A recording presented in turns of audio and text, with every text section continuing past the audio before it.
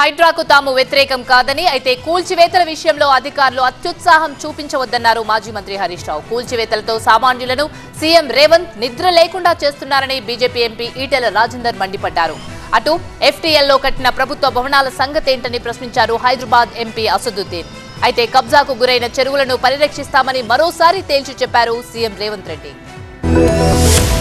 అక్రమ కట్టడాలను ఖచ్చితంగా కొట్టాల్సిందే, దాన్ని మేమేం సమర్థించం, ఎక్కడ కూడా ఈ అక్రమాలను మేము సమర్థించాం.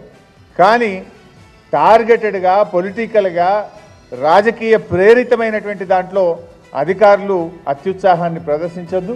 దయచేసి డాక్యుమెంట్స్ అన్ని పరిశీలించండి, న్యాయాన్ని గుర్తించండి, అన్నీ చేసిన తర్వాత నోటీస్ ఇచ్చి పద్ధతిలో చేయండి ఏదైనా చేస్తే.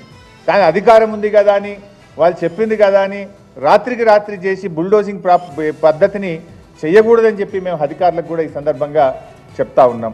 वहां पर जहां पर जीएचएमसी का ऑफिस है वहां पर एक वाटरफॉल था, मैं ही देखा सो हूं. नेकलेस रोड एफटीएल पे है, बोल रहा हूं मैं आपको, तोड़ते आप उसको, तोड़ना चाहिए ना भाई, कौन रोक रहा आपको? एफटीएल है, सीसीएमबी का गवर्नमेंट ऑफ इंडिया का ऑफिस है हिमायत सागर के पास, बना लिया आप, गवर्नमेंट ऑफ इंडिया का है. तो ये हमारा ऑब्जेक्शन इस बात पर है. ये कलेक्टर परमिशन इచ్చిండ్రు, ఏ జిహెచ్ఎంసీ పర్మిషన్ ఇచ్చింది, ఏ ఉడా పర్మిషన్ ఇచ్చింది, ఏ ఆఫీసర్ దాన్ని రిజిస్ట్రేషన్ చేసిండ్రు, ఇవన్నీ ఒక్క ఏళ్ళు చూపించే ప్రయత్నం చేస్తే 4 ఏళ్ళు చూపిస్తారనే విషయాన్ని మర్చిపోకు.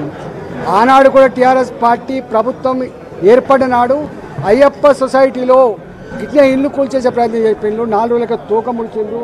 ఆ తదుపరి ఏం చేసిండ్రో ఆనాటి హైదరాబాద్ ప్రజానికానికి తెలుసు. ఈ చెరువులలో నిర్మాణమైన విలాసవంతమైన ఫామ్ హౌజులు ప్రభుత్వాన్ని ప్రభావితం చేయగలిగిన స్థానాలలో ఉన్న చాలామంది వ్యక్తులు ఉన్నారు. ప్రత్యక్షంగా ప్రభుత్వంలో భాగస్వాములు అయి ఉండొచ్చు, లేకపోతే సమాజం మీద బాగా ప్రభావితం చేయగలిగిన వ్యక్తులు ఉండొచ్చు. కానీ వాటన్నిటినీ నేను పట్టించుకోదలుచుకోలేదు. ఇది భవిష్యత్ తరాలకు, ఇది రాజకీయాలకు సంబంధం లేదు. నేను స్పష్టంగా చెప్పదలుచుకున్నా. రాజకీయాల కోసమో లేకపోతే రాజకీయ నాయకులను కొంతమందిని దృష్టిలో పెట్టుకొని చేపడుతున్న కార్యక్రమం కాదు ఇది.